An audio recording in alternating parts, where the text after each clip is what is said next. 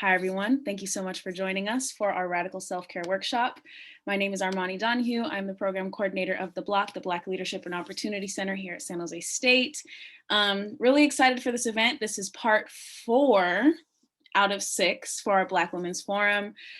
So for events 4 and 5, we have Nicole Steward. I have known her for some time, and I know her to be a really inspiring, deep yogi, and I just really appreciate you joining us in this space today. So today we're going to be talking about radical self-care, what that means, how that's different from normal self-care.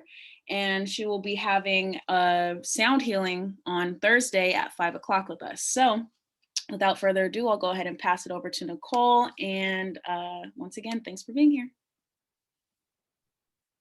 Thank you, Armani. Okay. Well, good evening, everybody. Thank you also so much for being here. I know it's a Monday and it's a Monday after work or after school. So I appreciate the 3-4 of you being here. Certainly was hoping a few more folks would join us, but I understand how that is. That said, I'm really, really thrilled to be ending my day with you all doing this conversation. So I'm going to share some slides. We'll do some brief introductions, but I really like having more of a conversation. I can talk at you for a while, but I also know that the things I'm going to share are things that you have either experienced already or you're experiencing currently, or you may know other people who have, right? Burnout, stress, overwhelm. And so I know that you all are also experts in this. My hope is that there are a lot of ahas and a lot of validation in what I share, but I certainly want you to jump in at any point. And because there are so few of us, if you just want to unmute yourself and hop in, that would be phenomenal. Before we get started, we are going to talk about radical self-care, but in order to talk about why radical self-care, we are going to talk a little bit about what's currently happening, our current reality, what I call a reality check. And because we are going to be talking about stress and trauma and things that we're dealing with now, I just want us to take a little bit of time to create a space for this presentation. For me, one of the ways that I do this whenever I'm dealing with a heavy topic or doing work that, I need to really be engaged in is I light a candle just to kind of mark the space. So if you have a candle or incense or even essential oil nearby or a perfume that you'd like to use, just to kind of give yourself a little bit of a container for this conversation, I think that's always really, really nice. I'm gonna light my jasmine melon candle. Give you a moment to grab something. It's okay if you don't have anything. But this is also a really nice way to begin your work day or your school day, just kind of by marking like this is the beginning of my day. And it's a nice little self-care tool. And then for me at the end of my day, especially because we're working at home or we're doing school at home, your day can kind of just slide into the night. Sometimes I'm sitting at my laptop and then everything gets dark around me and I realize, oh yeah, it's 7 o'clock. So for me, the end of my day is demarcated when I blow my candle out and leave my space. So just a nice little boundary setting. Awesome.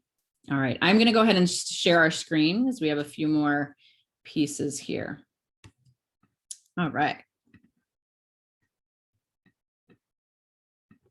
So this presentation, and I'm happy to share it as well. Armani, if you want to send it out to the folks who, either just the folks who attended or everybody who attends the forum, I'm totally fine with that. So today we're going to talk about radical self-care, and I will explain a little bit of why I use the term radical when I'm talking about self-care. But again, I think this will make sense for many of you in this space. Our agenda really briefly is going to be some general introductions. I am going to offer a guided practice, again, just to kind of get us into the space of this conversation. Then I have a few slides on our current reality, our reality check. Then we'll dive into the stress and trauma bit. That said, I know, Armani, you have had a session already kind of on the nervous system that looked really, really phenomenal. So I'm not going to double down on any of that, but I will kind of scaffold it. And then why radical self-care? And then we're going to dive into the radical self-care practices. I do want to leave a little time at the end for questions and any conversation, because I think this might be a really rich conversation. I find 2 things happen after these conversations. Either there's a really rich conversation right after, or right after there's a lot of silence and people processing. And then the conversations happen a little later. So I'll also give you my contact information if anybody wants to reach out and chat about some things later. So a little bit about me. My name is Nicole Steward. I'm a social worker and a registered yoga teacher. My current job is as a school social worker. I'm the homeless youth liaison and the foster youth liaison for Milpitas Unified School District. And my technical title is School Link Services Coordinator, but that's just a fancy way of saying social worker. My job is to find any barriers to students' education, usually coming from outside of the school, and eliminate those barriers by referring them to services. I have been a social worker for 20 years. The last 10 years have been in education, but my previous 10 years were actually doing rape crisis work in the state of Connecticut. So I was a rape crisis counselor. I was a grant writer. I was doing a lot of statewide coordination of rape crisis centers and a lot of really, really heavy work. And then I wanted to shift into something that wasn't as heavy, decided to go into education. It was kind of a joke because there's a lot of trauma in education. So over my 20 years of doing really heavy content work, and my caveat with this too is I'm also, I've been the chair of the Child Abuse Council of Santa Clara County, and for the last 11 years have sat on the county's child death review team, which is exactly what it sounds like. Every county has a team that reviews the deaths of anyone under 18 so that we can see if there are any trends that we need to do PSAs, public service announcements around. So I'm used to very heavy content in my work. And I'm also a foster parent, and as a foster parent, foster youth activist, I've done a lot of work in juvenile justice and with our young people who have been trafficked here in the Bay Area. So all that to say, I'm coming to you about radical self-care because I have needed it to survive my last 20 years. And I'm hoping that what I've learned over the past 20 years and 3 glorious burnouts, one where I got shingles, that it would really help other people avoid that level of burnout. So really briefly, what I'd love to do in the chat, we'll do it in the chat since we have a few more bodies here, is just, your name's already on your tag, so you don't have to add your name, but just a little, maybe a 1 word or a few words about what drew you to this presentation. What do you want to understand more about radical self-care, or why is this of interest to you? So go ahead and hop in the chat. It doesn't have to be anything deep. It could just be, this was on the schedule and I'm here.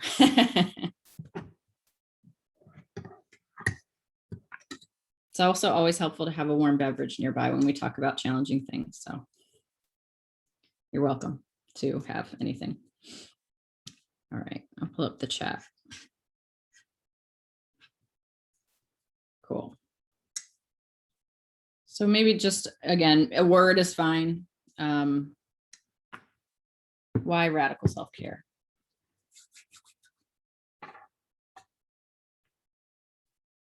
Okay.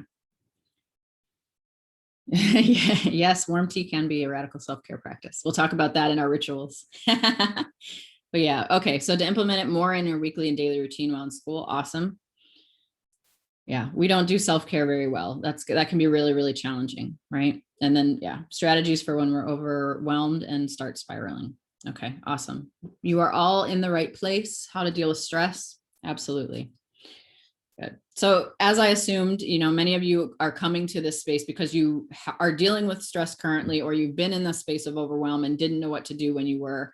And my guess is your body probably figured out a few ways to make yourself, put yourself in a better space. So we'll talk a little bit about that as well.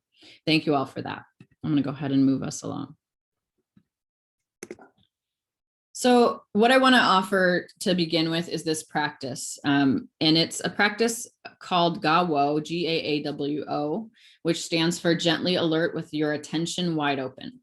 Again, it's the evening. I know y'all have been probably staring at screens all day. I know I've been in and out of meetings all day.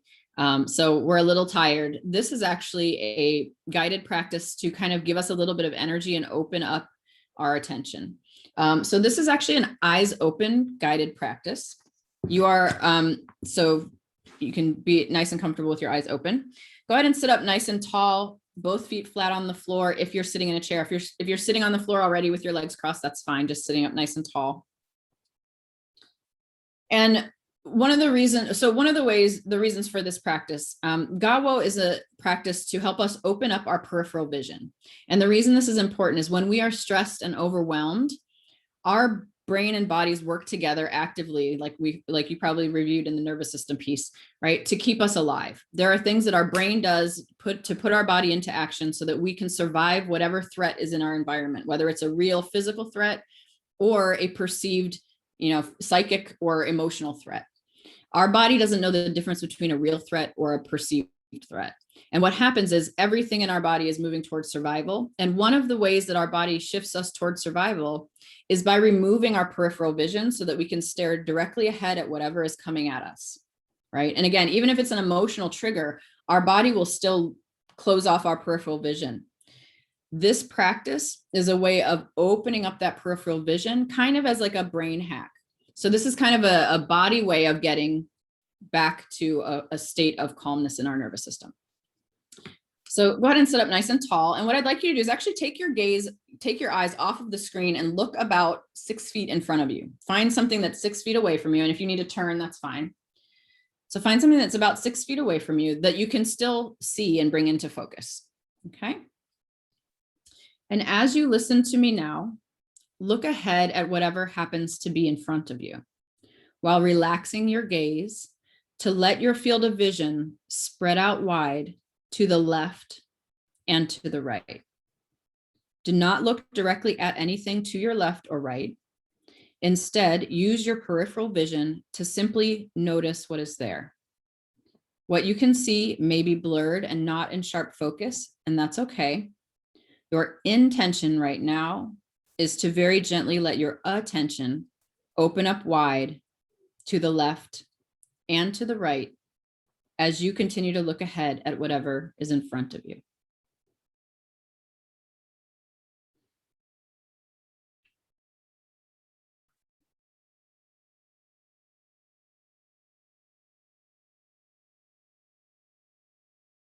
Now notice what it's like to let your gaze open up wider, both upwards and downwards. Again, without looking up or down, whatever you can see, gently let your attention open up wide to notice both above and below simultaneously.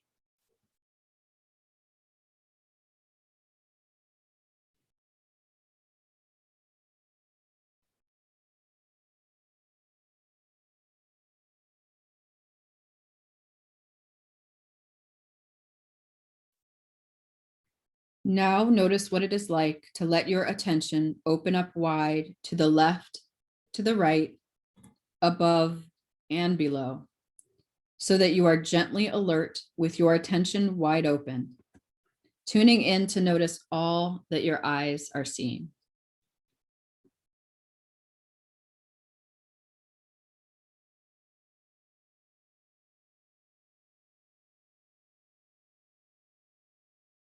And while continuing to maintain this wide and open gaze, just notice what's happening in your mind. Are you thinking about the past or the future, or are you present here and now? And then just notice if you become aware of any inner spaciousness or inner stillness.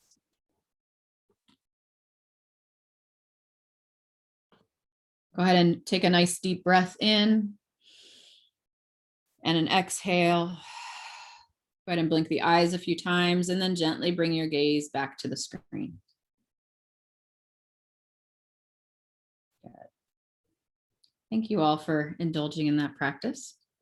Hopefully you feel a little bit more alert, a little bit more open. When I do this, my high school kids really love this practice and they say it makes everything brighter when they do it.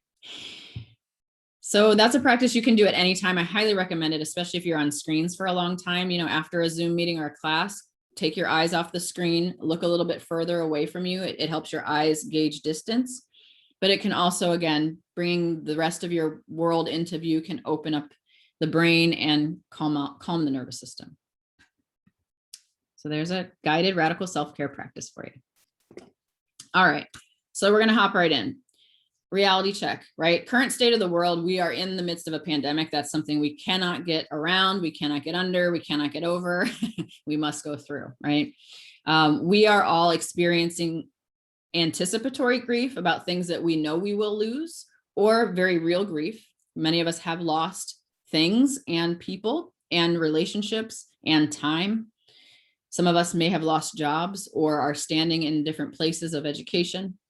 We are also experiencing collective trauma and either direct loss. Again, some of us have lost, family members, but also at this ambiguous sense of loss, right? Just really not knowing what's next, this sense of uncertainty with everything. So it's really hard to make a plan. A lot of us are really good at planning, especially in a school year. We plan for the school year, the spring break, the summer, and we kind of do it in semesters or blocks. And that can be a challenge if we don't know what's coming. We are also I think we also have to recognize that we are in cycles of grief, right? And again, no matter how small the loss, again, I work with K-12, majority of high school kids, and, they lost their graduation, they've lost prom, they've lost connection with classmates, they've lost sports, right? And those may seem really trivial to many of us, but for them, that's their whole world. So for you, you may have lost something that for other people might seem not as a big deal, but for you, it's very real, no matter how small.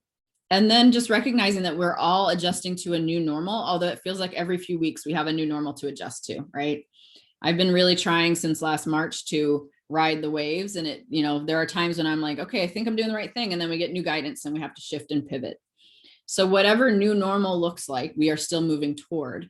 And for many of you, you might be helping other people shift in that way, right? You may have siblings that you are helping along the way. You might have parents that you're helping along the way, even grandparents or children. Some of you may have your own children.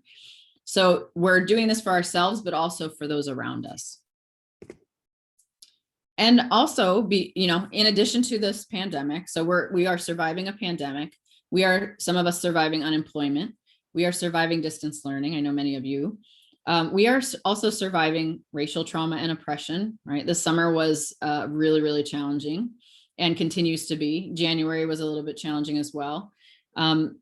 And I think what it's also really important to recognize, and again, this kind of may lend itself to the conversation you had around the nervous system, is that we are surviving all of this with the adaptations in our bodies and in our brains and in our behaviors that we've made from surviving childhood.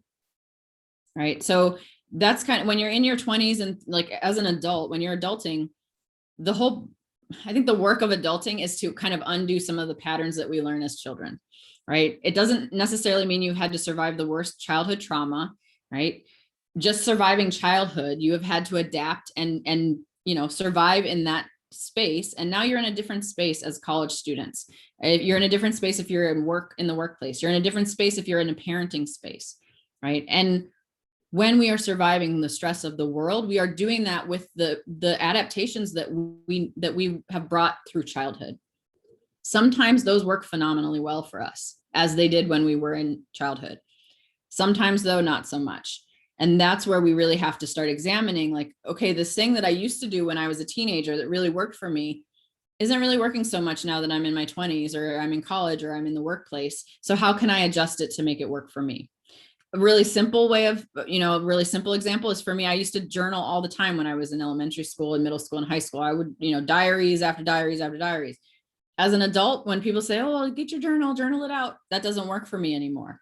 I need different practices, right? So it may be something really simple like that, or it may be that while we were surviving childhood, we had to compartmentalize and protect ourselves a lot. So we had to shrink and get small and get quiet. And now that we're adults in a different space, when we find ourselves stressed out, we may also kind of go back to that, getting small, quiet, tiny, right? And maybe that still works for us, but maybe it doesn't. And that's what we have to examine through our radical self-care practices. Does that make sense for most folks on the call? Yeah. Okay. Thank you. And then I think this is really important. And this is information I've really been sharing with as many people as I can, because this pandemic is doing things to our brains and our bodies that we don't really have control over. And I think, again, what's really important to recognize, as I mentioned before, is our brains and our bodies work together to keep us alive. And they do what they need to do in that moment, regardless of what we feel we need. All right. So our body will respond in a way, whether or not we're cognizant of it. That's what's happening though. And because our bodies try to regulate constantly and bring us back into balance, But when things are so out of whack and they change so often, like we've seen, like every month we're getting new direction and new news and, you know, like a new trauma to kind of process. Our bodies are constantly trying to regulate and trying to bring us into balance, but they're constantly being thrown off. It is possible for us to regulate to dysregulation, right? So if there's a lot of chaos in our environment that we cannot control, our brains and our bodies will try to adapt to that. And that can be a lot of work for our bodies and our brains. So if you're feeling flaky or inconsistent, recognize that your brain is constantly searching for stability. Our brains like binary stuff, right? Yes, no, black, white, up, down. It's easy to categorize. When we're dealing with this uncertainty that we're dealing with in the pandemic, and we were before as well, especially as people of color, especially as Black women, right? Our brain is constantly looking for what is stable, what is certain, what is stable, what is certain. And that takes up a lot of energy. So if you're feeling flaky or like you're forgetting things or you're missing meetings or you're on the wrong Zoom call and you're getting things mixed up and you're feeling clumsy or inconsistent, give yourself a little bit of grace and compassion. It is normal for your brain to be doing that because it's trying to find the thing to grasp onto, the foundation. If you're finding yourself tired easily, I think just what I explained would make sense, right? But again, your body is processing a rush of adrenaline and cortisol. Anytime you're watching the news and you get that latest dose of here's what's happening, right? When you open social media and there's another police brutality video, your body is getting a rush of adrenaline and cortisol, the stress hormones. And unless you can put really clear boundaries around that, your body's just being inundated and your body's trying to process it.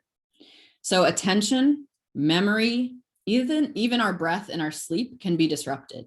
How many of you have had sleeping issues this last year, either insomnia or you sleep well, but then you're exhausted when you get up still, right? Absolutely. And again, there's nothing wrong with you. This is the normal body reaction to a very abnormal environment. If you're feeling creatively blocked, right? I know many of you on this may be creatives. If you're feeling creatively blocked, it's because your brain is focusing on survival in a flight or fight mode.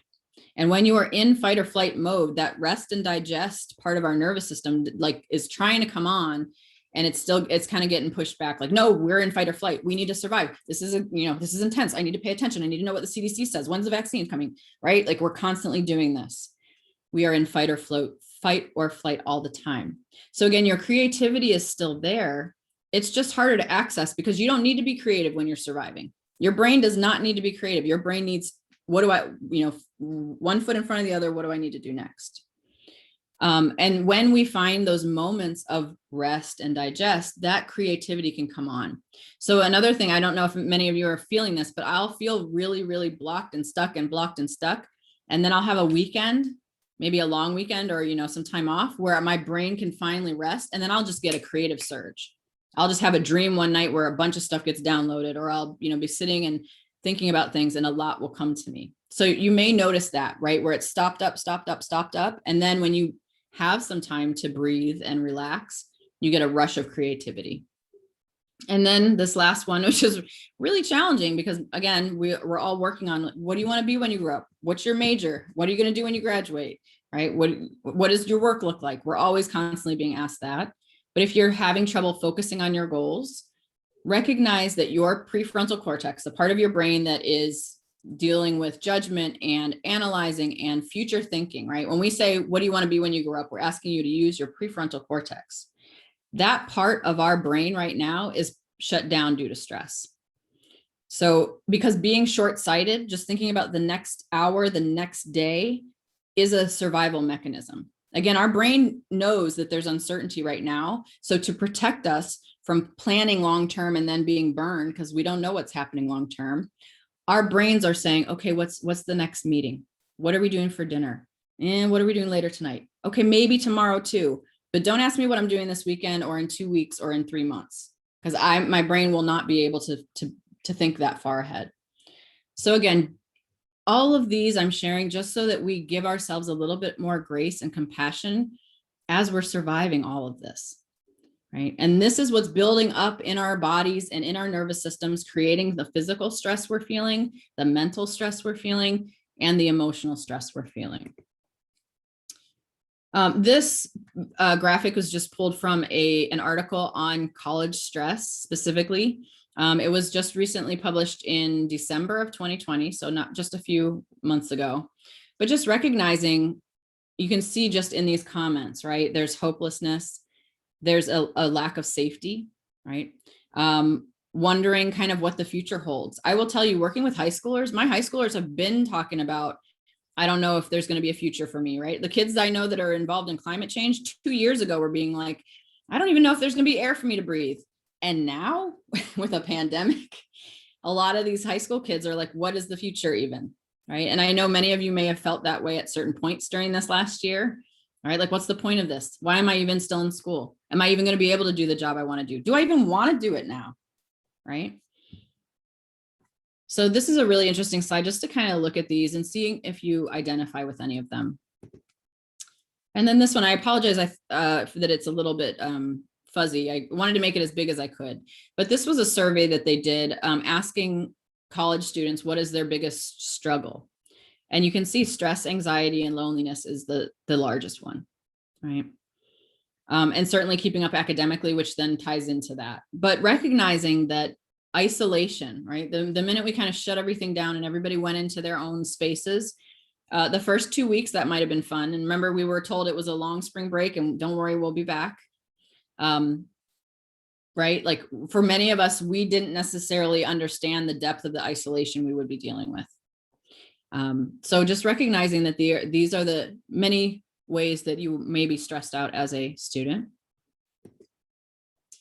And I thought this study was really interesting. And this is actually from 2012, but recognizing, I think it's very important that we name that as Black women or as Black students, we are coping with racially stressful events as well as non-racially stressful events, right? So what this study found, and they reviewed 35 participants who had experienced, one of each stressful event. And what they found was that people were able to assess, is this a racially stressful incident or a non-racially stressful incident? But what they found was that when in responding to the racial stressful incident, there was more confrontation, more rumination, and more avoidance instead of using coping strategies to kind of engage, which makes sense, right? Like if you're feeling that pressure or it's a racialized event, you're not necessarily going to be in a space of like, let's collaborate, right? You're coming with the energy of confrontation and of rumination and probably avoiding just for safety. And I'm just sharing this because I think it's important that we recognize that extra layer that we as Black folks have to deal with in this world, pandemic or none. So how are we really doing? Right. And many of us, I know myself included, my husband and I are working on it, not saying the word fine. Right. Because I don't know if y'all, right. Fine is also an acronym, like effing incapable of noticing emotions. And that's what I try to remember. Like there are days when you're fine, but when someone asks you how you're doing, being able to really say, and what I found lately, everyone's saying, what is the phrase? Hanging in there. That's what I keep hearing in every meeting. How are you doing? How's everybody doing? Hanging in there. Right. We're all like hanging by our fingernails. So let's go ahead and take a nice deep breath together. Nice inhale and exhale. I like loud exhales. All right, we're going to keep it moving. So how does stress and trauma impact us? This is why we're going to shift into why we need radical self-care. So when we are dealing with stress, racialized or non-racialized, and then specifically trauma, and trauma is an event in our life that removes context, meaning, or connection, right? So anything in our life, it could be a big T trauma or a little t trauma. It can be something that is maybe not traumatic to somebody else, but is for us. It can be a real or a perceived threat to us, right? So it can be something like bullying or harassment, where maybe nothing's physically happening, but you are dealing with the trauma of that threat, right? So that's what I mean when I say trauma. So there's stress, and then there's toxic stress, and then there's trauma. But what happens is it starts to change us, right? It transforms our being. because our body is trying to constantly survive this stuff. So it by nature has to transform us to be able to survive it. It can change our worldview, right? So we begin to translate the trauma that we've witnessed or that we've experienced with the real world and see it everywhere. This is when we might have flashbacks, right? This is where you might get PTSD, flashbacks, nightmares. This might be where you're avoiding crowds or certain classes or certain people because of the stress of that, right? But recognizing that sometimes it taints our worldview, and then we start to see everything as a threat. It can also impact our relationships. Again, this might be heaviness that we can't really even put into words, or we can't really share with another person, and that can impact the nature of our relationships. I would say almost especially cross-racially or intersectionally, right? If it's someone who hasn't experienced life in our skin or in our body, that can be a challenge. It also impacts our brains, right? Almost very directly. When we're absorbing other people's trauma while also trying to control our own empathetic reaction, that can negatively alter our brain structure. And it does make it hard to focus. It makes it hard to take care of ourselves, right? Because all of our energy is focused, literally our brain and our body energy is focused on surviving and trying to mediate how we interact with the world. And then of course it impacts our health. When we are numbing out for self-preservation, or we have a prolonged activation of that stress response, it impacts our physical health and our wellness. I mentioned before I've experienced 3 burnouts in my life. The first one was when I was doing rape crisis work, and I really didn't take time to understand how the work I was doing was going to trigger my own childhood trauma, right? And I had coping mechanisms that worked for me when I was young, but didn't work when I was alone in a college dorm by myself, dealing with really heavy content. So for me, I started, like, my hair started falling out. I started getting rashes all over my body. I couldn't sleep. I actually was being tested for lupus at that point. And it wasn't until I quit that job 2 weeks later, all my symptoms went away. Like literally every single symptom gone. That impact to my physical health was purely because of the stress that I was absorbing and the trauma I was absorbing from my work, right? And a lot of times we numb out for self-preservation. At the end of the day, you have a drink, you smoke a joint, whatever it is that makes you feel good. It's all legal. We're all adults, all good. And that does work in the moment, right? It takes away all that we have to deal with in that moment. The challenge can be if we're not then dealing with the root causes of what has caused us pain, those things are going to keep coming up. And on the other end, there's an addiction challenge, right? When I was working in rape crisis, our thing was happy hour on Friday nights, right? We're going to go out, we're going to drink, we're going to let the stress of the week go and just enjoy ourselves. Awesome. I'm a fan of a dirty martini every now and then. Then we started being so stressed out, we would do happy hour Thursday and Friday night. Again, we deserved it. We worked hard. We needed to let go. Then we started doing happy hour Wednesday, Thursday, and Friday, right?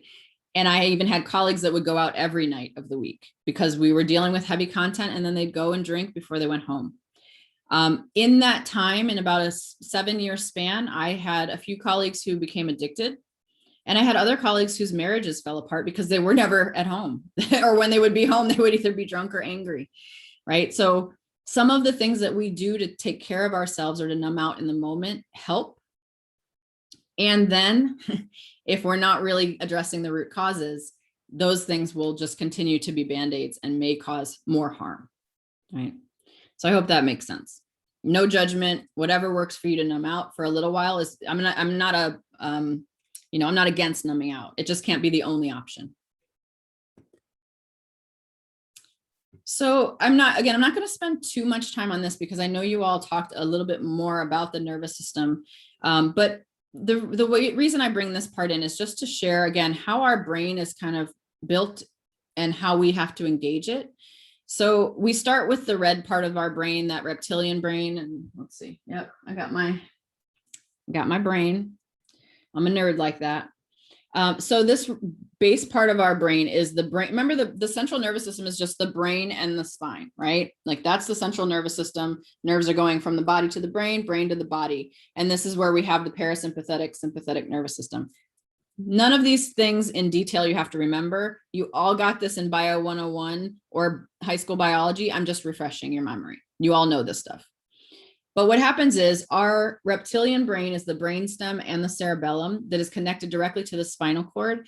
So the reptilian brain sends messages directly down. It is responsible for all the things you are sitting here doing and not even worried about, right? You are sitting here breathing, blinking, swallowing. Your digestive system is working. Your reproductive system is working, right? All those things are happening without you having to sit here and go breathe, blink, swallow, breathe, blink, swallow, breathe, blink, swallow, right? Because that would be exhausting and you'd never do anything else. So our brain takes care of all that for us. Now, the challenge is when we start to be stressed, this is where we'll notice it first. You may notice it with your breath, right? And again, I know whenever we say take a deep breath or notice your breath, I can hear the eyes roll, right? But recognizing how often you hold your breath. I was in a meeting this morning and I realized it was like 5 minutes before I actually took a breath because I was dealing with something a little challenging. And I had to put my hand on my chest and remind myself to breathe. Right? But paying attention to the quality of your breath can give you a sense of where you are with your stress. Another really simple way to know if you're starting to get stressed is your balance.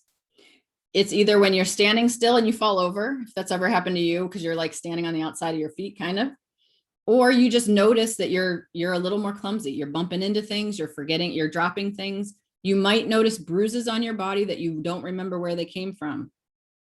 Right? That's a big, big sign that you are stressed out and your brain and your body are working together to keep you alive, but you are not paying attention. And you know, that happened to me the other day. I had a big ass bruise on my thigh and I don't even remember how I got it. I wasn't paying attention because I was stressed. Our heartbeat, our vital functions are all handled here. This also means any injury to the brainstem means those basic vital functions cease, right? So you may not be able to swallow on your own, breathe on your own, digest on your own. You might be in a coma if you have an injury to that part of the brain. This part of the brain is also online when we're born, but that's why babies can only do those basic functions, right? They can eat, sleep, drink, cry, poop. That's about it. It's not until they get a little bit older that their limbic system comes on. So the limbic system is this mid part of the brain. If I were, if my brain's here, it's the part of my brain that's right behind my eyes and between the ears. It sits there because it takes in all of our senses. So our limbic system takes in what we see, what we smell, what we taste, what we hear, what we touch, and makes judgments about those things. This is the part of our brain that makes those binary judgments, right? Good, bad, up, down, black, white, yes, no. And it's doing that very quickly so that we can filter that information and know immediately, am I safe in this space? You all have felt this limbic brain working when you've gone to a party or someone are on a date or to a new gathering.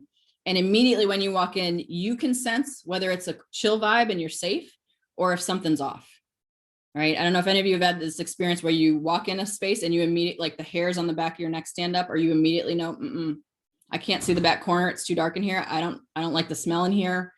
I'm out. That is your brain and your body working together to keep you safe. Always listen to that. Do not worry about being nice. Do not worry about being a bitch. Just when your brain and your body say, time to go, leave. But this is also just a way of like, if we're all sitting in the same room right now and we smell smoke, our brain's going to say, oh, that's smoke. I identify that. But then it's going to say, well, wait a minute, I shouldn't be smelling smoke right now, right? And then it's going to be starting to search for the source of that. We are going to then, our peripheral vision is going to narrow so that we can find the source of the threat. Where is the smoke coming from? Everything in our body is going to be trying to find that threat. The minute we realize, oh, there's someone outside smoking a cigarette and it's just wafting in, great. Body recognizes that. I know what that is. We're safe. The adrenaline and cortisol that have been released in that moment of what's going on are going to be released in our body, and we're going to get back to doing our thing. If, however, we smell smoke, our brain goes, wait a minute, I know what that is, but I know I shouldn't be smelling it now. Where is it? And we realize that the room is on fire.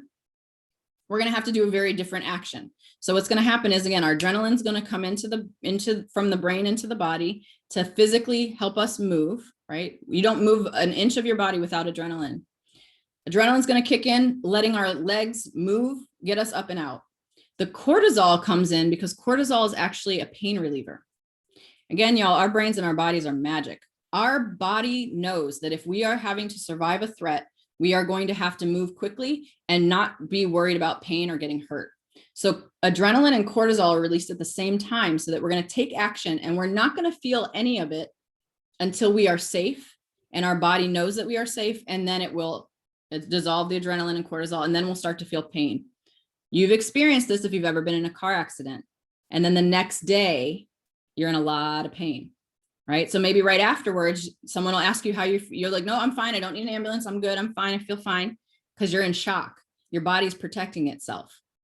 And it's not until you're in a safe place, maybe at home later, when you're going to start to say, oh yeah, my neck hurts, my back hurts. Oh my gosh, my arm might be cut. Right. So again, in that same example of the fire in the space, if we smell smoke and we know there's a fire in our room, our adrenaline is going to make us get up and run out the door. But in running out the door, some of us might hit desks or hit people or have to jump over things. We aren't going to notice that until we get safely outside. We know everybody's safe. And that's when we're going to notice, oh, I hit my elbow on the door on the way out. Oh yeah, my knee got caught on that thing. All right. So again, it's a protective, beautiful way that our bodies are keeping us alive. This last part of the brain, the purple part, the neocortex, this is the part of the brain we use to think, right? That prefrontal cortex, again, sitting in my head, my forehead, that's the part of our brain that's doing imagination and future planning and consciousness and analytical thinking. When you're asking me again, what I want to be when I grow up, I have to be able to pull into my neocortex to do that. If you're asking me, what's the difference between this thing and that thing, I have to be able to analyze. In order for us to be able to use our cognitive brains, we have to have our limbic system online and feeling safe. And we have to have our reptilian brain regulated. Reptilian brain is regulated with basic functions. We're eating, we're drinking water, we're getting enough sleep and enough movement. If you don't get any of those things, your reptilian brain will let the rest of your body know, right? You guys have heard the term hangry, right? It's a beautiful nervous system term. What it's saying is, it's my limbic system saying, look, we can't have a conversation yet until I have a meal, because I'm going to bite your hand off, but let me go eat something and then we can connect. And then I can sit in this staff meeting and give you some good ideas, right? So we have to really regulate our brain from the bottom up. We have to give our bodies the basic self-care that we need. And then that limbic brain has to pull into safety and connection. So we have to know we're safe in the space. We also have to know that people want us to be there, right? And then we can pull into the higher level thinking skills. Right now in a pandemic, with everything we're dealing with, that limbic center connection piece is the hardest part right now, right? Because we're feeling connected to people through Zoom, sort of, but we're not in the same space physically. And we might be isolated in our own homes or our own dorms, but then we come together in spaces like this. Right. So our limbic system is constantly doing this dance of like, are we connected? Do we feel part of this world? Are we right? Are we still in this group? It can be really challenging to pull into the thinking part of our brain because we are just trying to survive. I hope all of that made sense. It was a really quick run through on the brain. I can nerd out on this stuff for a long time, so I'm going to keep it moving. Are there any questions on this part? I think I'll stop for that. Any questions or comments? You can unmute yourself. Go ahead, Armani. Okay, so I have a question. You said reptilian, if the brain forms from reptilian to limbic to neocortex. Mm-hmm. Okay, interesting. Yep. Thank you. Yeah, so reptilian brain's online when we're born. The limbic system begins to develop the second we're born, but is mostly really active around 3 years old and up, right? 3 years old is around when the time when infants start, or toddlers start to understand, like, oh, I'm mommy's daughter. And, that man, daddy is my daddy, but he's mommy's husband, if that's the setup, right? Or, grandma is dad's mom, right? They're starting to make those connections of who they're connected to. That starts at age 3. Also those judgments and behaviors. That's why 3-year-olds, I know people call them three-nagers and say it's the worst. That is when they're literally making all those connections about like, oh, if I knock this off the table, there's a consequence. Okay, I won't knock that off the table again. Right? Like that's when they're learning how to be human. So I always hope that we're being really gentle with them and teaching them how. They're going to make a lot of mistakes because that's what 3-year-olds do. That neocortex is also beginning to be developed at age 3 and on, and it stops developing You know, they say age 25. I think they're at age 28 now. Like they keep extending it. And I will tell you, this brain science is being used for our for the criminal justice reform, right? That's why if you've committed a crime, a nonviolent crime up to the age of 25, you will get a lighter sentence because they're recognizing that your brain capacity to know right from wrong and to make good judgments was not fully developed, right? And I know that firsthand. My oldest foster son, 18, 17, 18, 19, was doing really stupid stuff. And I will tell you, like, it was literally like, it was like, I could tell there was something missing. Like, this is not coming online. You're not recognizing that this is dangerous. And that's very real. Thank you for that though. Yeah. Any other questions or comments? No. All right. I'll keep it moving. Feel free to stop at any point and ask a question. Check our time. So all that to say, with everything that's going on with our brain and our bodies, I think this is a really important quote that I recently saw. Again, what I hear from a lot of the students I serve in the high schools is, I feel so stupid. I'm so stupid. And my response is, you're not stupid, you're stressed, right? This is a normal behavior and normal response from our body given what we're dealing with. So a mental shift is, I'm not behind or unproductive. I'm doing as much as my mind and body are allowing me to do under perpetual stress and fatigue. All right. And if you need this to become your mantra, let it be. Right. I am doing as much as my mind and my body are allowing me to do under perpetual stress and fatigue. So that's your permission slip if you need it. And to this concept of what's going on in our world and what we can and can't control, there's this concept that Sharon Salzberg, she's a meditation teacher, that she shares called salt in our cups. What she says is the things in our life that we can't control are like salt. And if you have a cup of water and you take a teaspoon of salt and you put it in that cup of water, it changes the consistency of that cup of water. But if you have the same teaspoon of salt and you put it into a lake, it doesn't change the consistency of that body of water. So what she says is then, our true work is to create a container so immense that any amount of salt, even a truckload, can come into it without affecting our capacity to receive it. Right? So our work is to expand that container. It's funny, we always talk with self-care about, like, is the glass half full? Is it empty? Have you filled your cup? Is your cup overflowing? Let's get rid of the cup completely. We're trying to build lakes here.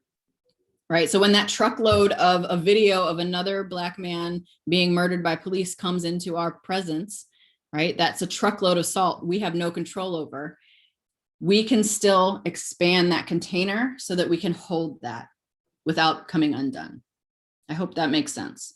This is a quote that I just bring back to myself, and I just keep thinking, expand your container, right? When I'm sitting in a staff meeting and I want to strangle someone, expand your container.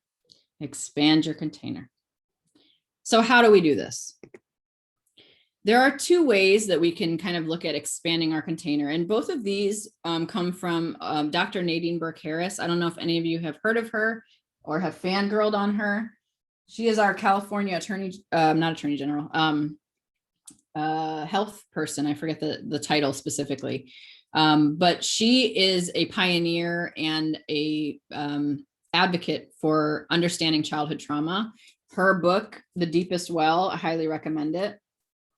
Let's see, make sure you guys can see it without any glare. All right, it's called The Deepest Well, Healing the Long-Term Effects of Childhood Adversity. So she's one of the people that talks about ACEs, the childhood adversity or childhood adverse experiences, right? The 10 experiences that you can have in childhood that link directly to long-term health impacts, negative health impacts. Right. So she's one who has created this concept, but she says there's two ways to mediate trauma. One is to reduce our level of exposure to it. The other is to create practices that buffer us from it. Right. So under this reducing our level of exposure, thinking about engaging with non-traumatic content, right? And that may mean limiting your social media, limiting your news consumption, limiting your conversations with some people in your life. If all they want to talk about is trauma, or did you hear about this thing, or, you will never believe what I heard, making boundaries around that. Disconnecting from screens. This is highly recommended. I need practice with it myself. Get off your laptops, get off your iPads, your iPhones, and the television. Trying to maybe take one day a week to be off all screens if possible. That can be really, really helpful. And I will tell you, even going for a walk outside without my phone on me, even if it's just a 20-minute walk, shifts my whole being. And just try it sometime. Try going somewhere where you can be safe, so you don't need a phone, but literally leave the physical phone at home. Changes things. Take time for yourself. And again, I know there's a lot of eye rolls with this one, but even if it's 5 minutes in the morning, you can also use, we call it using tea in transitions, but like whether it's in the morning when you get your coffee or maybe in the afternoon, if you're going to get some tea, transitions, meaning tea time or like toilet time.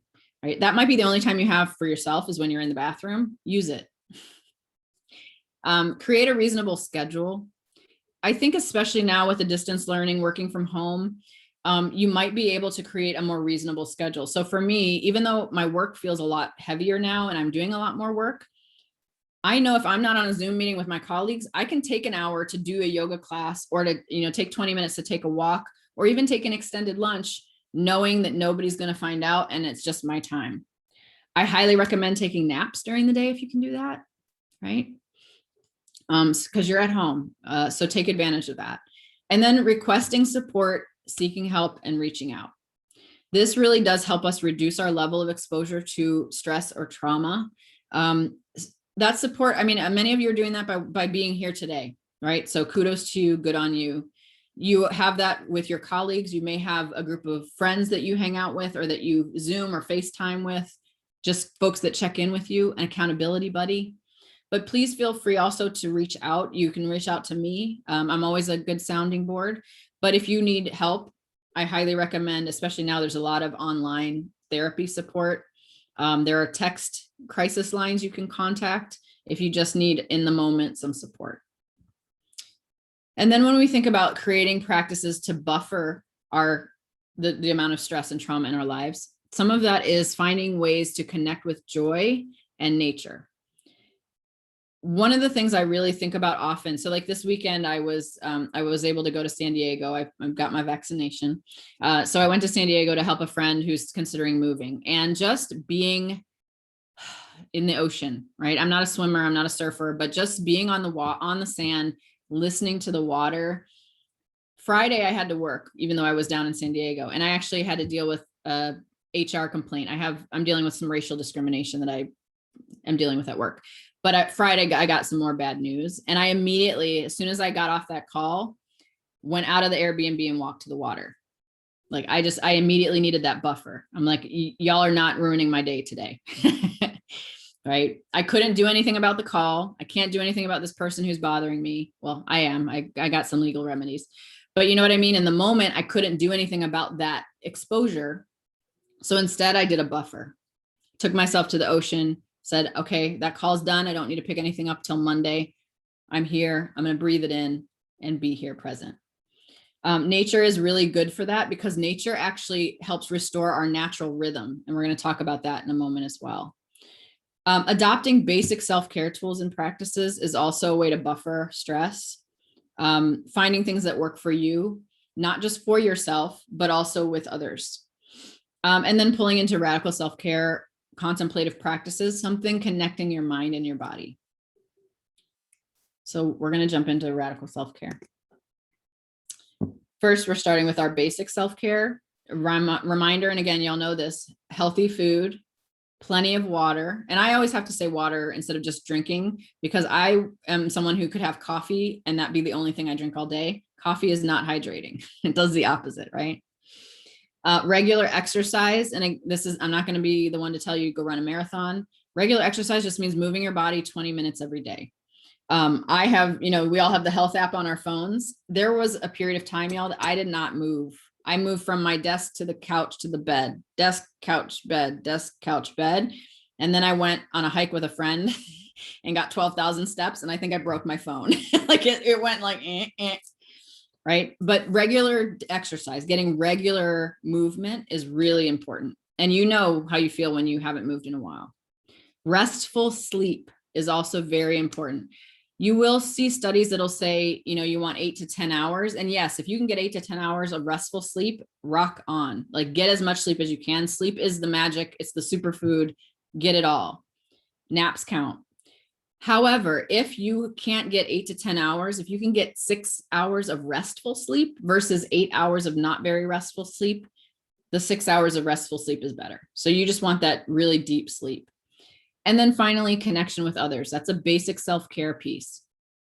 I say others because it doesn't have to be humans. Sometimes there's days I don't want a people anymore. I just need a cat or a dog or something with fur, right? So connection with others absolutely can be with other sentient beings. It doesn't have to be people.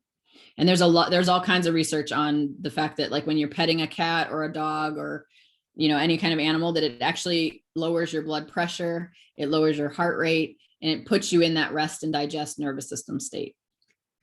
That's actually been one of the benefits, I will say, of distance learning, at least for some of my high schoolers, is my kids who have anxiety and who you would have panic attacks in school, they have a cat on their lap now. So when they get nervous, they have a built-in, kind of self-care buddy. And that's been huge. And those kids don't want to come back to school because they know they can't have their cat or their dog at school.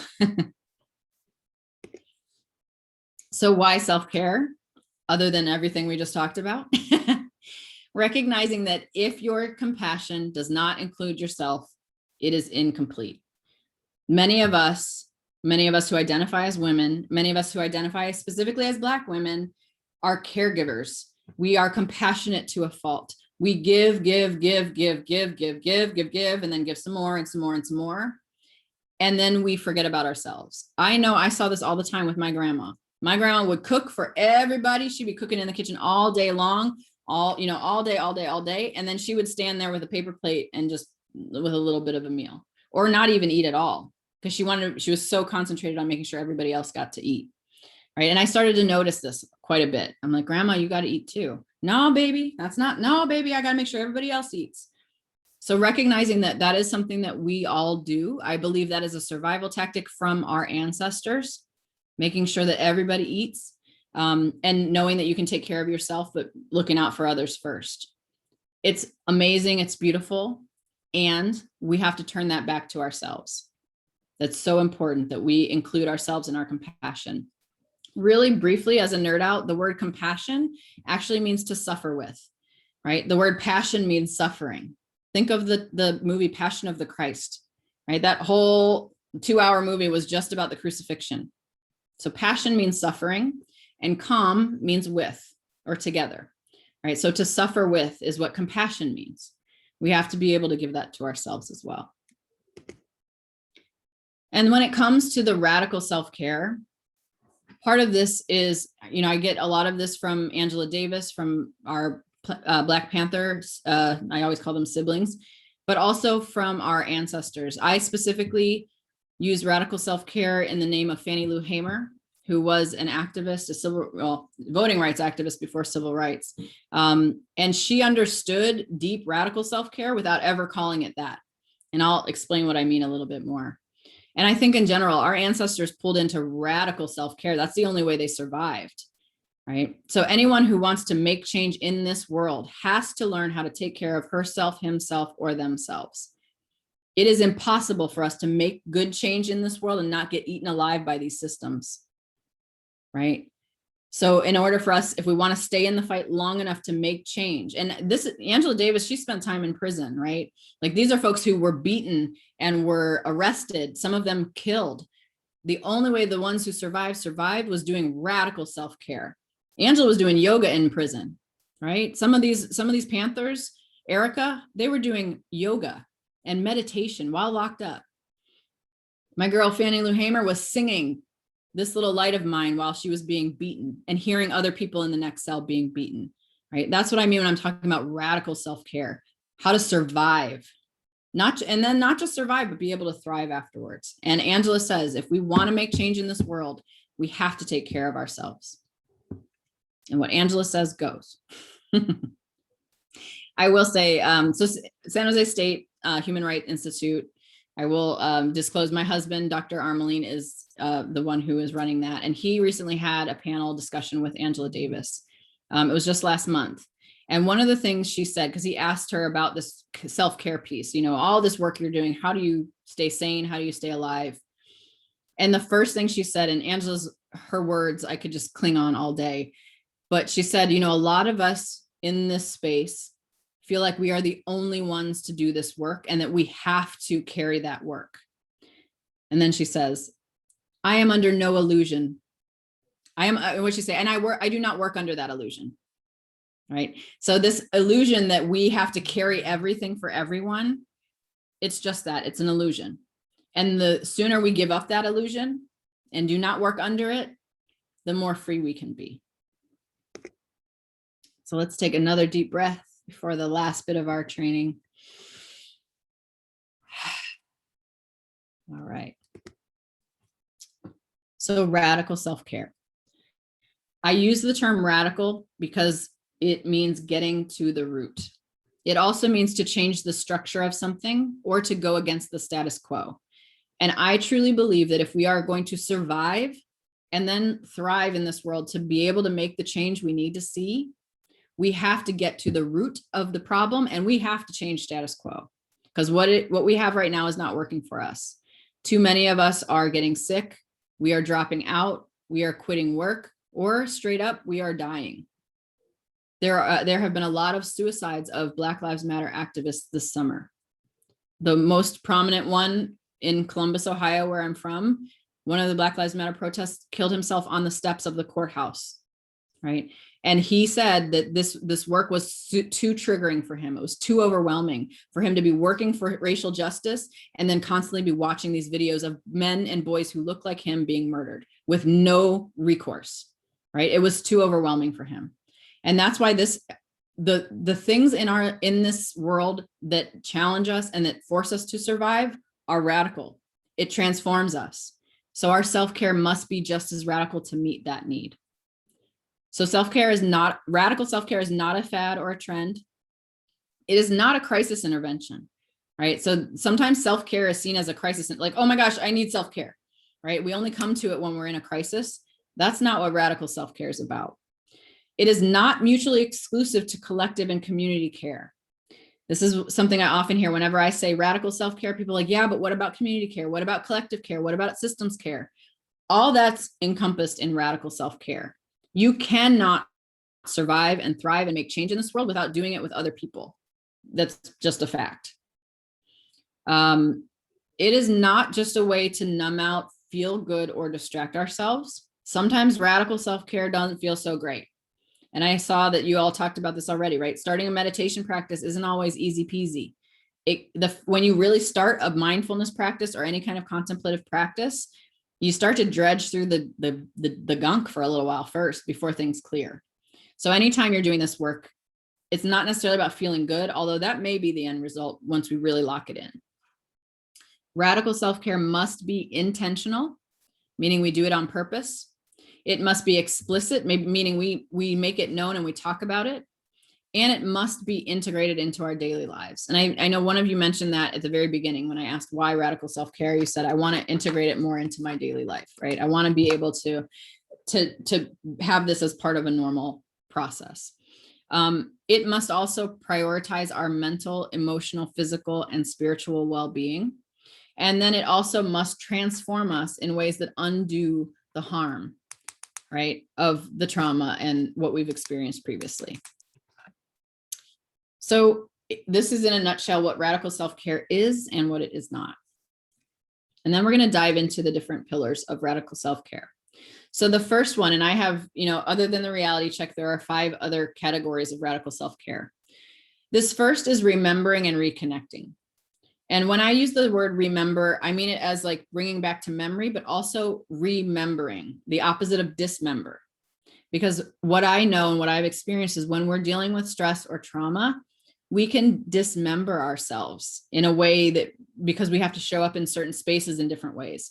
You guys have heard the term code switching. There's also role switching, right? Where I'm a student in this space, but then I'm a mom in this space, and then I'm a daughter in this space, and then I've got a colleague in this space. So I'm constantly doing this dance of who am I now in this space? Radical self-care is about bringing all those parts of our wholeness together.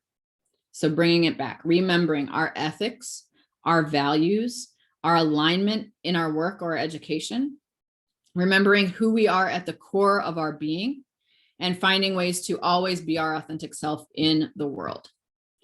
That is easier in certain places than others. It is easier with certain people than others. But recognizing when we are being pulled apart and when we have to show up in a different way and hide our authentic self. And that can be something as seemingly trivial as having to cover up a tattoo or take out a piercing, all the way to like the way your hair comes out of the head naturally is not okay in this space, right? I know I had a job early on where I felt I had to straighten my hair because curly hair for some reason was unprofessional, right? And while that seemed fairly trivial, because okay, I straightened my hair, not a big deal, I also felt in that space I had to talk a certain way, walk a certain way. You know, I couldn't tell certain stories, right? After a weekend of having fun with my friends, I wasn't about to come into work and be like, hey, y'all, you know. So I had to really comport myself. And I found myself after years feeling really dismembered. So reconnecting ourselves and remembering.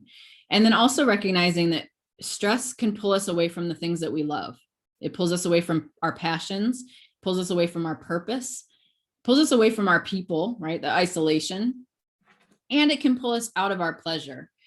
I don't know if you all are familiar with the book Pleasure Activism by Adrienne Marie Brown. I highly recommend it. So you can see what it looks like. But recognizing that sometimes when we are feeling stressed and overwhelmed, even when there's opportunities for joy or pleasure or happiness, we almost feel like we don't deserve it. So we might pull those things out of our lives or say no when we really want to say yes, or just kind of stop doing the things that bring us pleasure. I'm going to challenge you to reconnect with those things, right? And yes, pleasure can be sexual pleasure and orgasm. That is really a part of our health and our overall well-being. So I highly recommend getting that on when you can, consensually, of course. But really reconnecting all the parts of our body, right? It's okay to be a being who seeks pleasure and be a very serious activist, right? Those two things don't have to be mutually exclusive. But I feel like sometimes when we're stressed out or we're overwhelmed and we get really serious about that stuff, we feel like we can't enjoy things. So remembering and reconnecting. One way to do that is to think about how you want to show up every day, how you want to show up in the world for yourself and for others. So before you start your day, thinking about how you want to show up, maybe choosing a mantra, a phrase, a quote, a word, right? Anything to express your intention. Sometimes putting it on a Post-it note and putting it on your mirror. I'm a big fan of Post-it notes. So if whatever your word for the day is, whether it's a mantra, you got this, it's in the bag, whatever it is, right? Put it on that. I also like to put it on my computer screen so I can see it throughout the day. It's a beautiful thing if you have a roommate or a partner or children or anything to do that for them as well. I will say that was something I often did for my foster kids, and my oldest son, again, the last time he was with us, he was 25. And I still put Post-it notes on his mirror telling him to have a good day. And I realized right before he left us that he had kept each of those Post-it notes in a folder, which really made my heart sing. And then come back to that intention as many times as you need throughout the day. You can, at the end of the day, kind of evaluate whether that intention was met, or did you feel that vibe, or did you get that, was that phrase come to life? And then you can do that every day. You can do that on a Monday morning for the week. You can do that the first day of the month for the whole month. You can do this on a full moon, a new moon, if you want to pull in those kind of rituals. So really getting explicit and intentional about how you want to show up every day. And this also, for me, again, if I'll say like, I want to have a calm day, if I'm in that staff meeting and I really want to punch somebody, Nicole, it's calm. We're going to be calm today. It's calm, right? And I just repeat that word to myself. It's helped. I haven't punched anybody yet. The second piece, so we're remembering and reconnecting. Next is to rebalance and regulate. So again, I mentioned that sometimes if we're in chaos all the time, our body's actually going to regulate to that chaos. Some of us may have experienced that in childhood where we had a very chaotic home life, but our nervous system regulated to that. Whatever we needed to be in that space to be safe, we were. Whether it was being loud and being the jokester and constantly cracking a joke so that people were laughing instead of yelling, that's who we are. That's how we interact. And whenever we're stressed, we're making the jokes, we're doing the things. Or we had to get small, quiet, still. And then when we're stressed out, we get small, quiet, still, right? Or in that space, maybe we had to fight to protect ourselves or others. So when we're in a space of stress or overwhelm, we get in that, we're in conflict. So just recognizing kind of what shows up for you and where it came from. And if it still works for you. Sometimes it's appropriate to be a little hostile when there's stress or something comes into your environment, right? You're like, oh no, not today. And then sometimes it's also helpful to sit back, get still, and get quiet and observe, right? So whatever works for you, just trying to find that balance. Creating boundaries, like boundaries like a mofo, like that. If you learn nothing from today, boundaries. Boundaries are your right. They are to be respected. They will help you balance your time and your energy. And again, you all know when you are, let's say someone's calling you, right? Your phone's buzzing, someone's calling you. You immediately know, and your whole body knows, is this someone who's going to drain my energy, right? And your whole body goes, ugh, I don't know if I want to pick this up. Or is this someone who's going to add to your energy and give you energy, right? And you see that and you're like, oh, awesome. I can't wait to talk to this person. You know those different people. You know how your body feels when you get that exchange. So pay attention to it. Maybe you limit your time with the people who are energy vampires, and maybe you spend more time with the people who give you energy. For the people who give you energy, just make sure you're giving it back, right? Because otherwise you're their energy vampire. So really balancing your input and your output. And then when we're regulating our body and our minds, again, the breath is the most simple, free, it's with you all the time, nobody can take it away tool for you to use. I teach yoga for juveniles in our juvenile system, as well as I did a lot of work in Oakland with our young sisters being pulled out off the streets, our CSEC girls. They go crazy when we do breath work. Like at first they would all be like, oh, Miss Nicole, we do not have time for this BS. And now, like when I go in, the first thing they say is, get me some essential oils and when are we breathing, right? Because they have felt the power of that breath. And one of the things I know when working with those folks, right, is I can't change the world for them as much as I try. I cannot pull them out of Oakland. I cannot pull them out of the home lives they have. I cannot pull them out of that world. But if I can give them tools to use when they're in that space as a buffer, right, that's all we can do. It's the same for us. You may not be able to change the situation you're in, but you can create, I always think of it as like bubble wrap around yourself, right? Like I'm going to bubble wrap myself and none of this is going to penetrate. Allowing yourself to stay centered in the midst of chaos. That's the name of the game. Boundaries are part of self-care. They're healthy, normal, and necessary. Anybody who pushes against your boundaries, kick them out. Show them the door, right? Because that's a matter of respect. If I tell you what my boundary is and you constantly are pushing that boundary or it's not comfortable for you, it may just be because no one's put that boundary on you before, right? So recognizing also, and this is my favorite, no is a complete sentence. You do not have to justify your no. It's nice to sometimes, right? Like, thank you so much for that opportunity, but I can't do that right now, right? Or, I really have a lot on my plate right now. Thank you, but no. That's great, but you don't have to do that. If someone's asking you a yes or no question, no is a viable option, right? Unless they're asking it to you rhetorically because they know you're going to say yes, or they are expecting you to say yes. Hold that line if you're able to.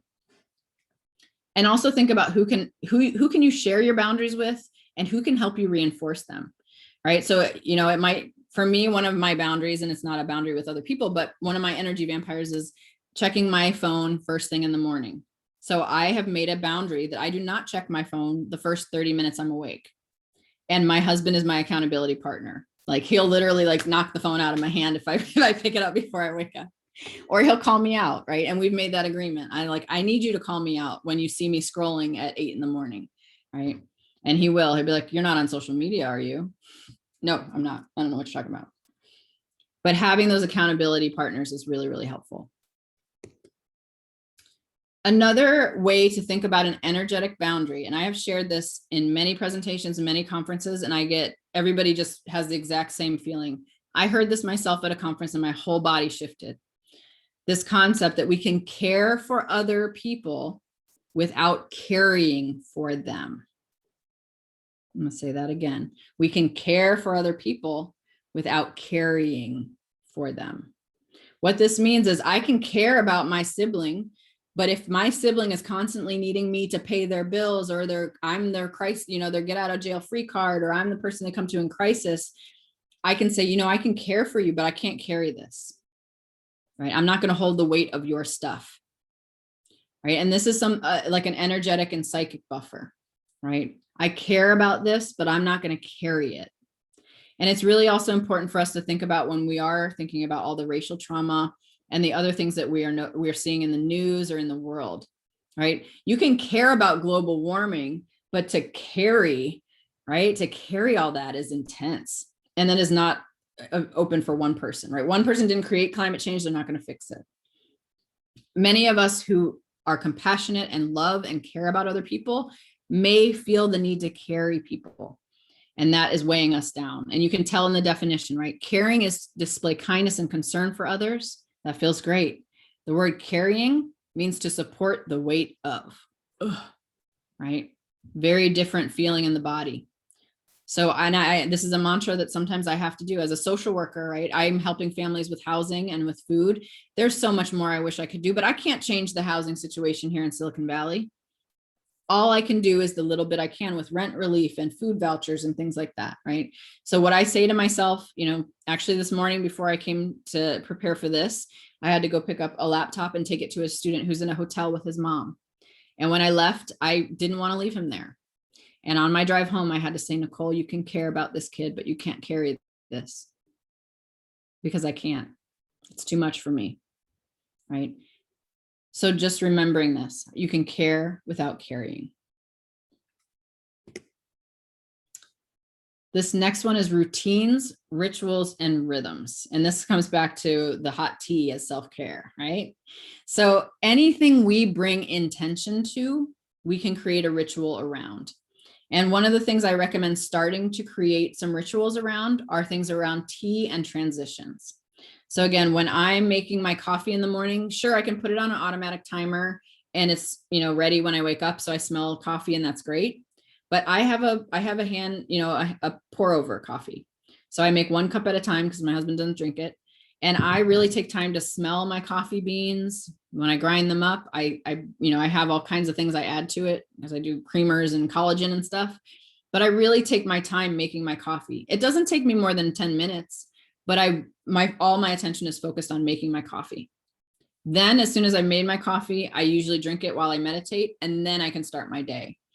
I'm bringing intention to that coffee making, so it's becoming a ritual of my day. As I mentioned at the beginning of this presentation, right? Lighting a candle to start my work day or my school day or whatever you've got to do, that really helps me create a container. And then at the end of my day, I blow out the candle and I leave my room. And that's a way for me to close off my day, right? So that routine and that ritual really gives us a way of containing our day, containing our work, and in a way, like containing our stress. The part about rhythms to know is that, so your heartbeat is a rhythm, your breath is a rhythm, your blood circulating is a rhythm, right? Your reproduction is a rhythm, right? That's on a 21-day cycle, right? Everything that's on a cycle is a rhythm in our bodies. Stress pulls us out of rhythm, right? Stress literally gives us dysrhythmia. So our breath might be out of sync. Our heart rate can be out of sync. Our breath can be out of sync. Our circulation, our reproduction, our digestion, those things can be out of rhythm because of stress. And our bodies are always trying to bring us back into a natural rhythm. The quickest way to bring yourself back into a natural rhythm is to go out into nature, to be in the woods, in the water, or in the mountains, anywhere where you are closer to nature and further away from civilization. And this is actually, they've done studies where if you camp for up to 3 days in like natural light, right? You're not a lot of artificial light. You're going to sleep when the sun goes down and you're waking up when the sun sets or when the sun rises. after 3 days, you'll be back onto your natural circadian rhythm, your sleep pattern. Right. So if you do three days of no alarm clock, but you just wake up when your body wakes up and you go to sleep when you're naturally tired without turning on lights and television, after 3 days, your body gets regulated to its circadian rhythm. That's when you might notice, oh, actually my bedtime's like 8:30 instead of 10:30 or 11, or for me, 1 o'clock, right? Or, oh, I actually am a natural early, I rise at 5 a.m. naturally, but during, when I'm at home with all the work stuff and I'm staying up till 1, I'm not waking up until 7 and I have to drag myself out of bed, right? So nature brings us back into rhythm. There are other ways to pull us back into rhythm through vibration, through song, through chanting, right? That's why we chant with mantras in the yoga world, right? It actually brings your nervous system back into rhythm. Also with sound healing, which is what I'm going to share with you all tomorrow. This is the piece where I was saying our ancestors knew what they were doing and they didn't really have the words for it or the science for it. This, right? If any of you grew up in churches, right? Singing spirituals, singing hymns, right? Slaves sang a lot, and that was their way of surviving. They were literally trying to bring their body into a normal, natural rhythm because slavery was not a natural rhythm, right? Their bodies were being regulated to dysregulation, and by singing and chanting. And again, my girl, Fannie Lou Hamer, she was out there on the streets singing This Little Light of Mine, right? Even in prison while she was being beaten and hearing, another woman right next to her being beaten by police, she would sing it and sing it louder so other people could hear. And there are accounts in many, many voting rights books. There's one on Ella Baker where they talk about Fannie Lou's voice, that she sang with the angels. And when you heard her singing, everybody would stop. Even Peter Seeger, right? He did a lot of those activist songs. They would all talk about Fannie Lou's voice, that the minute she started singing, everybody would stop what they were doing. And you could feel the healing, is the way some people said it. You could feel your body repairing itself as you listen to her sing. And there actually is, you can hear her sing this on Spotify. You can look up Fannie Lou Hamer on Spotify. And there's, y'all, I'm going to encourage you to do that. Your whole body will feel it. Just listen to her sing This Little Light of Mine. And it's actually a little meta meditation where she talks about shining her light, not just for herself and not just for others, but even for those who are opposing them and creating violence in their world, right? That's a meta meditation. She is wishing love and compassion for her captors and her torturers. Beautiful, beautiful work. And then this last one is restoring and reclaiming. And we're almost perfectly at time, right? Recognizing that rest and relaxation heals the stress response. And it is okay to rest. You do not have to earn rest.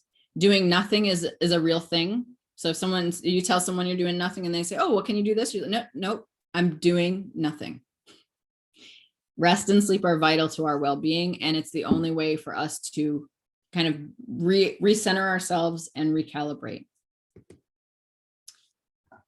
And that brings us safely to the end.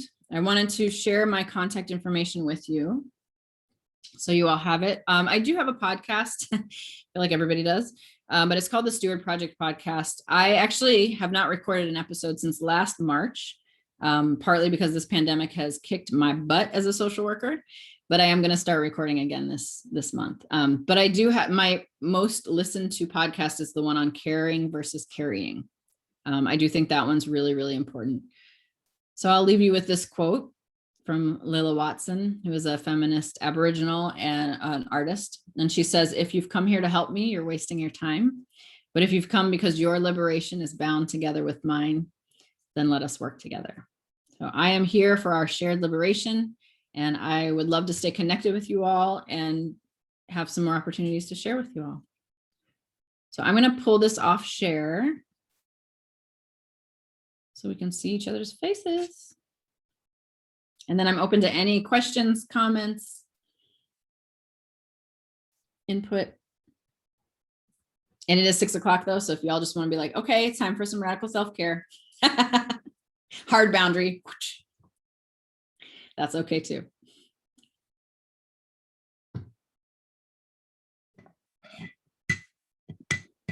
So I actually do want to ask, considering that we will be doing sound healing with you on Thursday, what does that look like? What does that mean? What is that for?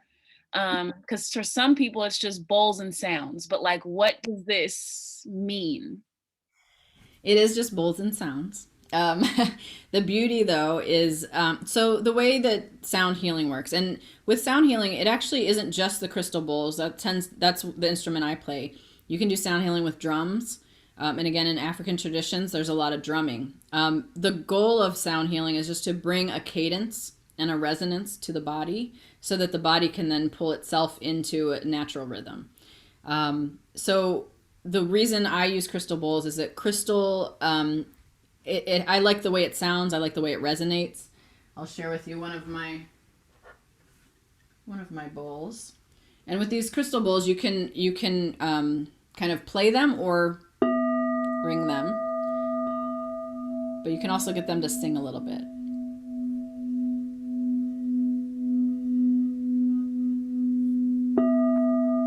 Right. So these are really resonant. This is a B, and this one is actually for the crown chakra to kind of open spirituality. Well, I'll explain what all the bowls are tomorrow or on Thursday when we do it. But one of the things that happens is this concept of entrainment. And what entrainment means is when one object is vibrating at a certain pace, it'll cause another being to vibrate. So it's kind of the same as co-regulation. Our nervous systems pick up the regulation of other nervous systems around us, right? And you all may have noticed this. So like when you grew up, like if your dad came home and dad had the energy of anger, then everybody in the house felt that, right? If mom was sad, everybody in the house felt that, right? So that their nervous system regulation would cause the regulation of the other folks in the same space. With rhythm, it's the same thing. The concept is co-regulation. So as the bowls are vibrating and playing and you're hearing the resonation of that, your body will entrain to that music. And again, you know this because, when a song comes on the radio and your body starts to, your toe taps or your head starts to go, that's entrainment. That's literally your internal body going, yeah, I like this beat. Because there's a song that'll come on and your body's like, this sounds like noise to me, right? The difference between this is noise and, oh, this is beautiful music is that entrainment. And it's different for everybody based on what you need. And y'all know if you're in maybe an anxious state, maybe you need some loud music with a strong beat, or maybe you need some classical music to chill you out. You know how your body changes with the different rhythms and the different songs. And that's exactly how sound healing works. There's different notes that are supposed to access different parts of the body to open up channels and to allow your body to come back into that resonant vibration. So that's the goal of it. And I will share on Thursday a little bit more about what I shared with you recently about our ancestors and them really using tone and call and response and chanting and mantra and drums and beats and bass and rap and poetry, right? Like that's a cadence that we all can kind of resonate to. Poetry is a beautiful sound healing, right? Especially spoken word. I love that rhythm, that cadence. It gets your body into a certain state. So that's what we'll do on Thursday. And I'm going to invite you to kind of experience that and see how it feels. For some folks, it's awesome. And you're like, yeah, this is a vibe. And for other people, you're like, not so sure. So we'll experiment with that on Thursday. Any other questions? Nope, we're all good. You're all still with me, so thank you. Didn't put anyone to sleep. That's a good thing. Awesome. Well, thank you so much, Armani, for creating this whole forum, but also for inviting me to participate. And again, please feel free to share the slides with everybody. And if anyone wants to connect with me, social media is probably the quickest way, but email is fine as well. I'll see y'all on Friday or Thursday. Thursday. Thank you so much. If I could get everyone to put in the chat maybe one quick takeaway or one word of how you're feeling at the end, just something so we could start getting some feedback and information about how we can continue to create great programs like this and the impact and, you know, all of that kind of stuff. That would be fantastic. I'll be sending out official feedback forms later, but just to go ahead and collect some things now, that would be great. Thank you so much. And just to you, Nicole, thank you so much for sharing your information because this is original content, right? Yes. Yeah, thank you so much. This is a creative process that I appreciate you allowing the stress to move to the back of the brain and you being able to create the process. So I took that away from your presentation today and I appreciate that. So thank you so much. I really appreciate this. I'm looking forward to Thursday with you and really experiencing more of sound healing with you and co-regulating with you. So thank you everyone for coming. Thank you, Nicole. And I look forward to seeing everyone again on Thursday. Awesome. Thank you so much. Take care. Thank you. Bye.